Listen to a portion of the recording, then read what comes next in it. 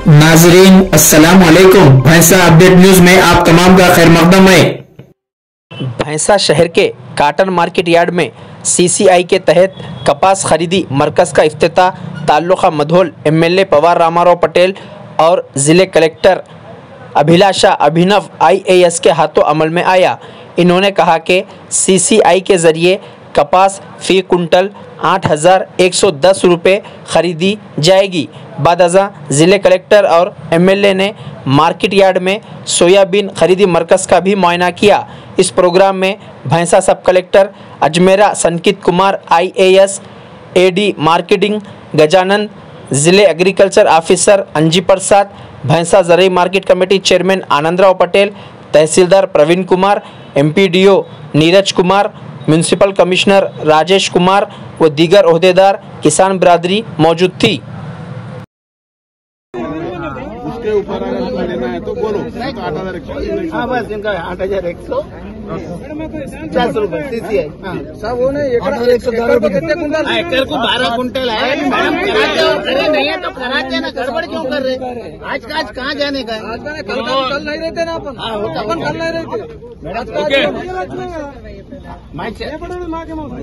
बाबू माइचर mission.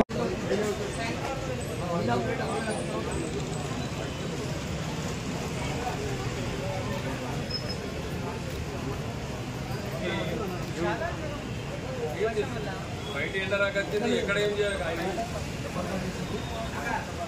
మైచర్ machine మైచర్ machine లో కానీ ఫ్యాక్టరీలో కానీ కిసాన్ యాప్ ప్రకారంగా మీకు డేట్ ఇస్తారు। ఆ డేట్ ప్రకారం మీరు పత్తి తీసుకొచ్చి మన మార్కెట్లో మన జీనింగ్ ఫ్యాక్టరీలో అదేవిధంగా తేమ శాతం ఏదైతే రైతులు అందరు డిమాండ్ చేస్తున్నారు, ఖచ్చితంగా తేమ శాతం ఏదైతే గవర్నమెంట్ 12% డిసైడ్ చేసి ఉంది అది లేకున్నా కూడా 17-18 వరకు కూడా పత్తి కొనుగోలు చేయడానికి చెప్తున్నామని మన కలెక్టర్ మేడం కూడా చెప్పారు, నేను కూడా చెప్తున్నాను।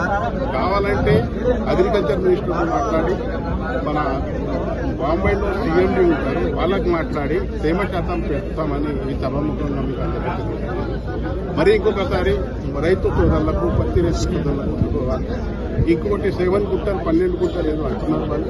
ఖచ్చితంగా లాస్ట్ ఇయర్ ఏదైతే ఉందో అదే ఉంటుంది, దానికన్నా తక్కువ కాదు।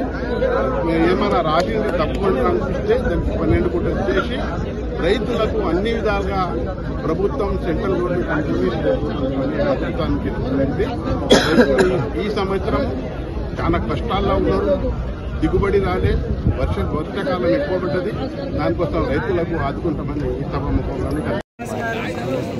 ఈరోజు ముదోల్ నియోజకవర్గంలో పత్తి కొనుగోలు కార్యక్రమం స్టార్ట్ చేయడం జరిగింది। నాతో పాటు గౌరవ ఎమ్మెల్యే గారు, ANC చైర్మన్ గారు అందరూ ఇక్కడ పాల్గొన్నారు। ఈ రోజు నుంచి CCI వాళ్ళు కొనుగోలు కార్యక్రమం కాన్స్టిట్యూన్సీని స్టార్ట్ చేస్తారు।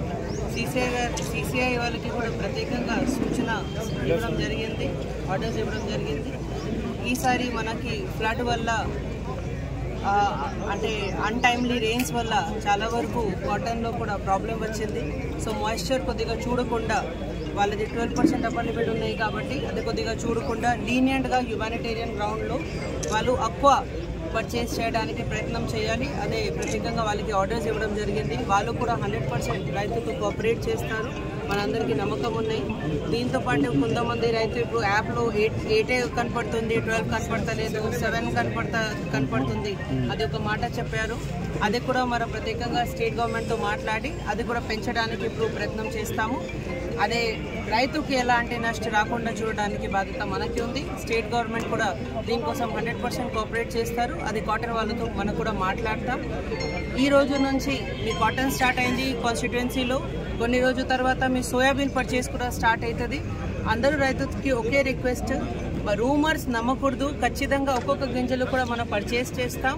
మాయిశ్చర్ విషయంలో కొద్దిగా జాగ్రత్తగా ఉండండి, వీలున్న వరకు డ్రై చేసి తీసుకువస్తే ఇంకా ఫాస్ట్గా కొనుగోలు అవుతుంది, లేకపోతే మళ్ళీ మార్కెట్ ప్లేసెస్లో ఆరపెట్టి కొనుగోలు అవుతుంది।